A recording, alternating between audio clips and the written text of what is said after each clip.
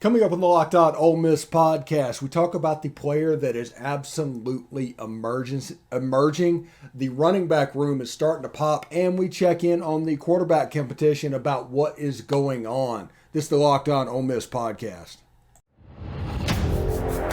You are Locked On Ole Miss, your daily podcast on the Ole Miss Rebels. Part of the Locked On Podcast Network, your team every day.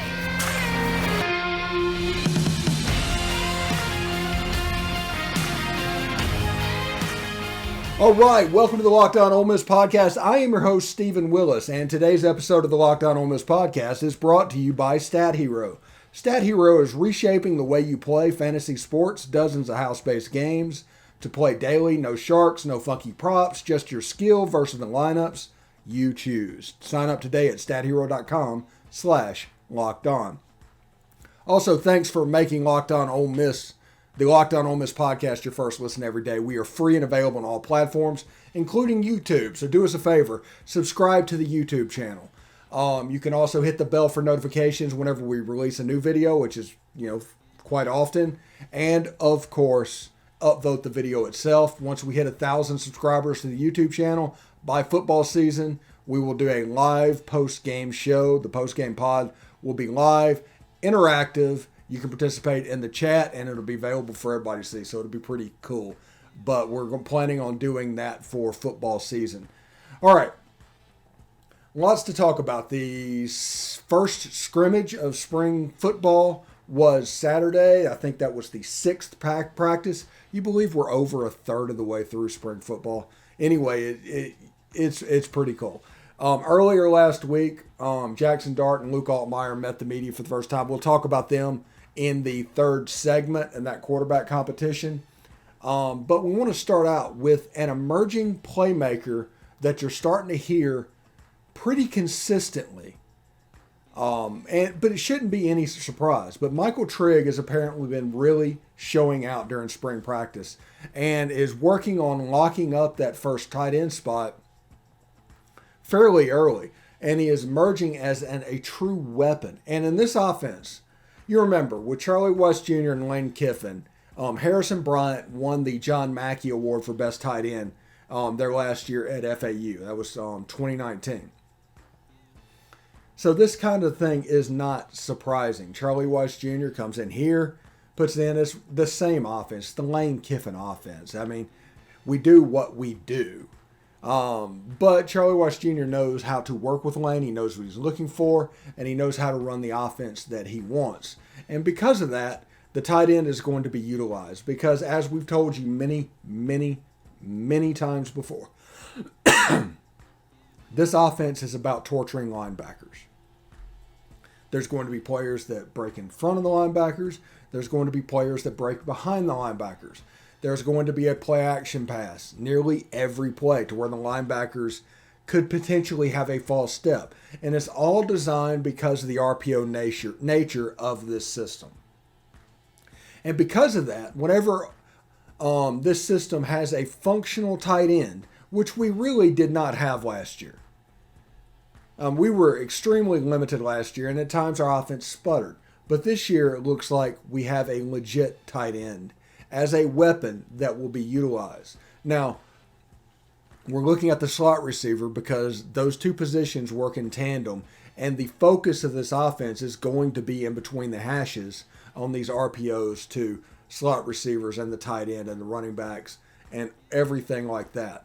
But it is important to know that big catch after big catch after big catch, multiple outlets reported 15, 20-yard catches. Luke Altmyer and Jaxson, both quarterbacks, were the beneficiary of what was going on. And they hooked up with Michael Trigg. That connection is starting early. And that's kind of important, really. There has to be a connection. There has to be a key to the offense. I told you that I believe this offense is going to really work with the running backs, and we'll talk about them in the next segment because two are kind of standing out there. But it is good in a passing game. An option is making himself available for both quarterbacks. And right now, each quarterback is getting reps in the first team, the second team, and the third team. So they are each getting the same amount of a look with Michael Trigg, essentially. And because of that, there's a comfort level that comes. Now, with a tight end, and especially one like him, Lane Kiffin said in a press conference there's not many of him like him on earth as far as balance and change of directions and all of his athletic gifts at his size. There's a chance. Remember, I think he's just a freshman. I don't know if he played enough to use his red shirt at USC. He could be a red shirt freshman this year. He could be a sophomore. It doesn't necessarily matter. The fact of the matter is, he's looking at 2 years at Ole Miss and trying to go to the league. Remember, Ole Miss is going to be a turnstile of coaches and players as long as this modern football exists. And anybody looking to think that, hey, maybe we can get this kid for 5 years, you're kind of just fooling yourself. Right now, Jaxson Dart and Michael Trigg, and it doesn't matter if he's a redshirt freshman or a sophomore, he's got 2 years because that magic number is 3 years out of high school. So it doesn't matter if he redshirts or not. So just understand the importance of them. Now, Jalen Knox, who did participate in this scrimmage, lined up on the other side, from what I understand, did some good things. But that slot position with Watkins coming in, I think his name is Jordan Watkins, the transfer from Louisville, he's doing some really good things in the slot position as well. So he could be competing there. Remember, on all of this, whenever you get a practice report, whenever you see what's going on, whenever you hear a rumor, do me a favor and realize that one of the tenets of this program is competition, and that more than one player doing well is a benefit to everybody, and especially somebody that just enjoys watching the football games instead of just rooting for a player. It's going to help us out. Either way, whoever's a running back, whoever's a wide receiver, as long as there's competition, the winner is going to be the best option. That is going to help out the team. Just understand that as we move forward. And it should be a lot of fun. Anyway, I do love and hate those buzzer beaters. The drama, but the pain when they happen on the other side of you, like Bryce Drew and Valpo back in the day. We can all relate to that. I needed X to happen. I needed him to miss that. And why happened? But Stat Hero's NCAA single game pick'ems pit the star players against each other in an amazing hybrid between fantasy and sports gambling. Take back control of those handicappers that always seem to have the advantage. Start focusing on the players you know best with a gameplay that doesn't rely on big spreads, long odds, or funky props. Stat Hero gives you the advantage, resulting in their gamers winning 4 times more often. Why? Because Stat Hero eliminates the mystery about who or what you're going against. So, sign up today for free right now at stathero.com/lockedon and use promo code LOCKEDON, all one word, for a 100% deposit match. That's stathero.com/lockedon, promo code LOCKEDON for a 100% match. Stathero.com, promo code LOCKEDON, or stathero.com/lockedon, promo code LOCKEDON. Terms and conditions apply. All right, thanks for making the Locked On Ole Miss podcast your first listen every day. We are free and available on all platforms. Do us a favor and rate and review us at iTunes. It doesn't matter what you say. Just please leave us a 5-star review. That'll help others locate the podcast as well, and we are all about that. So thank you very much about that. Also, our YouTube channel, if you subscribe to it, if we get to 1,000 before football season, a live post-game show is in your future, potentially with Rebel legends taking place and telling you what they think about what's going on. It's really cool whenever you're not really worried about money. You're just worried about doing something really neat that might be of interest to other people. You can do stuff like this because no matter what happens and, no matter what you can just be honest because you're not trying to make a buck off of it. You're not trying to take advantage of anybody. You're just telling people what is actually happening, and that is a pretty cool thing, because honestly I've discovered over the years that people want honesty of what's going on. They don't want their expectations tempered. They don't want anything. They just want to be treated like an adult and to have fun following sports, because that's the point of it. And that is our goal here, to try and have fun again following Ole Miss sports. Now, in the first segment, we talked about the emerging playmaker that is Michael Trigg and what that means to the Ole Miss offense. Now, as the spring practices have gone on and on, the running back room has made strides as well, with Zach Evans, no surprise there, leading the pack. Quinshon Judkins is doing very well as well. You have Ulysses Bentley the fourth, although he's adjusting to spring practice, but there was a quick turnaround. There's a lot going on. He was probably always going to be behind, and Kentrell Bullock is doing well as well. Everybody's getting pretty much equal reps at spring practice. It's all about competing, and it's all about maximizing those reps. Zach Evans, though, from all accounts, looks really, really good, which that is going to benefit Ole Miss moving forward. Zach Evans is one of those players that you think you got him, and all of a sudden he's got a 75-yard touchdown. He's an Adrian Peterson type running back. Now, I don't mean that stylistically. I mean that in talent. He's going to make big plays, great balance, great hands, all the physical gifts that you could ever want for a running back. The most physically gifted running back to ever play at Ole Miss. Right here, and making plays. And he's absolutely making an impression, because you hear from players all the time about how he's just legitimately good and that people need to look out for him. Now, the big surprise is the second running back you hear about is Quinshon Judkins, the young freshman out of Pike Road in Alabama. Now, I was a huge fan of Judkins coming out of high school. Mentioned on Twitter multiple times about how talented I thought he was. His lateral speed, he reminds me a little bit of T.J. Yeldon back in the day. Lane Kiffin coached a T.J. Yeldon back in the day and was the primary running back, even sometimes at the expense of Derrick Henry. Now think about that. Derrick Henry won the Heisman after T.J. Yeldon moved on. T.J. Yeldon became a thing. A.J. to T.J. is going to be something that Alabama fans talk about forever.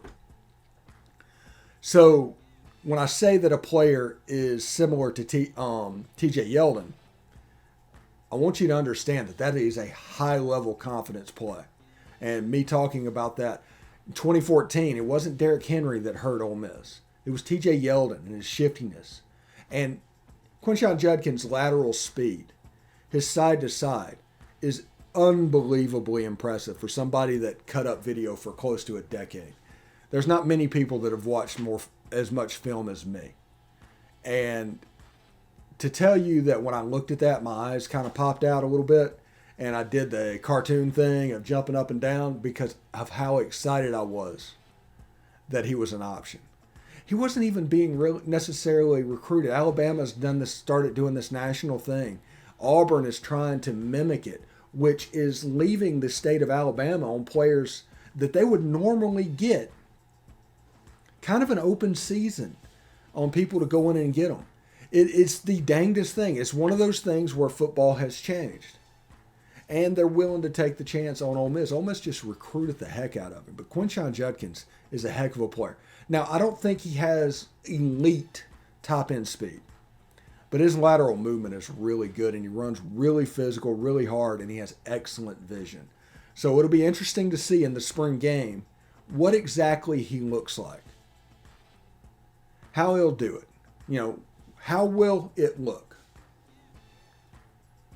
It'll be interesting to see. He's a really good player. Now, I'm also a huge fan of Ulysses Bentley. I think he was a great player.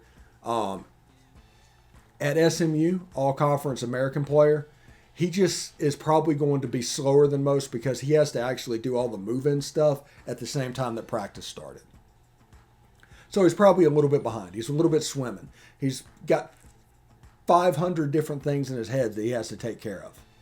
And he has time to pick it up and be ready. And that three-headed monster is going to be a thing. And also, they love Kentrell Bullock. I know people say that. It's like he's the fourth running back. Yeah, but he gets mentioned all the time. And this is from a staff that don't just mention anything. So I think they really like him as well, although he might be the fourth back out of that room. But like I said, with Zach Evans, Quinshon Judkins, Kentrell Bullock, and Ulysses Bentley the fourth, Ole Miss has a running back room that hasn't been matched that often. That probably the closest they've been would have been in 99 with Joe Gunn and Deuce McAllister. That's probably the last time they had a backfield that matched up to this level. This is going to be a talented backfield. And like I said, and I say it all the time, it's one thing to be talented. It's quite another to be good. And it's about these reps to try and figure out how to be good. And that, that's all you can really do about that. So anyway, betonline.net is your number one source for all your betting needs and sports info. Find all the latest sports developments, including this week's Masters, championships odds, podcasts, reviews for all the different leagues this season. BetOnline is your continued source for all of your wagering information, including live betting, esports, and scores. Head to the website today or use your mobile device to learn more about the trends in action. BetOnline, where the game starts. It'll be interesting to see. They probably are going to start posting U.S. World Cup odds as well. Opening up with either Ukraine, Scotland, or Wales. Then they have England in the second game, and they close out with Iran. It's going to be a really fun group, and it's all set up at Thanksgiving. It's pretty good. Anyway, stick around, and when we come back from the break, we will talk about the quarterback competition that is kind of evening out into the spring practice, and I think this is going to go into, surprise, fall. Anyway, stick around. All right, thanks for making the Locked On Ole Miss podcast your first listen every day. We are free and available on all platforms, including YouTube. So do us a favor, subscribe to the YouTube channel. You can also hit the bell for notifications when new videos go up. And, of course, upvote the video itself. If we hit 1,000 subscribers to the YouTube channel by football season, we will do a live program post-game to talk about the Ole Miss football game and talk about the ins and outs, potentially with Ole Miss legends. I have one that I'm waiting to hear back from. I've got a yes from another, so it should be a lot of fun to do that. Anyway, told you over and over, the one story that anybody cares about, it's going to be the quarterback competition. That would be Luke Altmyer and Jaxson Dart and Kincaid Dent. Although that last one, I think, is just in there to be in there. But the way I see it, those first two are really fighting. Now, the quarterback competition is going like you would expect. You have some downfield issues and stuff and a Brett Favre type quarterback in Jaxson Dart. And you have somebody that is a little bit more safe within the offense, making all the correct reads and becoming kind of machine-like in Luke Altmyer. Now, like I said, at this point, I don't know if any of the movement has happened. I don't think anybody does. I think Saturday, both of them had a pretty good scrimmage. They probably walked off the field feeling pretty good about it. But in a couple weeks, you got about 9 more practices to see if that moves. And like I said, going into the experience gap within the system and what's going on, if Jaxson Dart closes that a little bit, makes it really hard for Luke Altmyer. That gap and that head start going into needs to get him to fall camp. Needs to get him to fall camp. They are not going to name a quarterback. Don't expect them to. Don't expect a quarterback to be named until, I don't know, the Troy game. And we will all see which quarterback runs on field first. But both are doing their thing, and they're doing it in their own way. And they seem to genuinely like each other. So it will be interesting to see what happens. Because those guys are going to battle for the next 7 months or 6 months. 5 months. I don't know how long it is till September. What is it, April or something? So May, June, July, August. 4 months. And because of that, they can be, the coaches, Charlie Weiss Jr. and Lane Kiffin can be very particular. They can be very methodical in their decision making. They can make sure that the quarterback that they choose can do all of the things that they want done. And they can really look at it. And they have the benefit of doing that because both of them are good. Now, there are people that want this quarterback competition to simply be over. Here, Jaxson Dart, you transferred here. We need to give you the job. And that's the wrong decision. The same wrong decision is like Luke Altmyer, you were thrust in and played decently in the Sugar Bowl. Here's your job. That would be incorrect too. We have a genuine competition happening between the two quarterbacks, and the winner of that is going to make Ole Miss football better. It doesn't matter which one wins the job. Whoever wins that job is going to make Ole Miss football better. So I understand that Jaxson Dart is the Gatorade National Player of the Year. I absolutely get that. I understand that Luke Altmyer is a local kid with a year in the system that is just an absolute football junkie. His press conference the other day was unbelievably impressive. Both of them were. But Luke Altmyer's especially. And him describing how he thinks of the Sugar Bowl every day and how it motivates him and how that is the reason he wants to keep going playing ball. It's a sign of a very mature player, and he's a very good quarterback. Don't overlook that. And like I said, Jaxson Dart is the Gatorade National Player of the Year formerly. Good player. Very, very toolsy. Can make all the throws. Loves to throw the ball downfield. He's a godsend in the Lane Kiffin offense. Because those Lane Kiffin shot plays, he loves throwing the ball deep. He's got a little bit of Matt Corral in him. And because of that, it's going to be interesting. You've got the machine-like quarterback and you've got the gunslinger going at it back and forth, back and forth. And you don't really know where that's going to land. I mean, it's absolutely crazy, but you don't know where that's going to land. And because of that, I mean, you don't know what the offense is going to completely look like. Because this is the thing you need to know about this Lane Kiffin system and this Baylor system. The offense looked completely different than those in Arkansas. It's the same offense. Same plays, same concepts, same RPOs. It's all about adjusting to your strengths. If Luke Altmyer is going to be the guy, the offense will be tailored for him. If Jaxson Dart is going to be the quarterback, the offense will be tailored for him. Understand that. And Arkansas, Kendall Briles can make their offense look just like us. It's the same offense. Same guts, same skeleton, same concepts from there. Now, Kendall Briles probably has preferences over Lane Kiffin, but you know what I mean. Should be interesting to see. Ole Miss is still going to play fast. I expect the tight end, as we learned in the first segment, to be really used, along with Zach Evans. Linebackers are going to have a real problem with this team. And if Jordan Watkins can be the guy on the slot, if Jalen Cox, I think his name's Jalen, can be the slot receiver as well, like I said, it has a chance to really torture linebackers and really, really be interesting. It's at a higher level than it was when Kenny Yeboah was running around at tight end.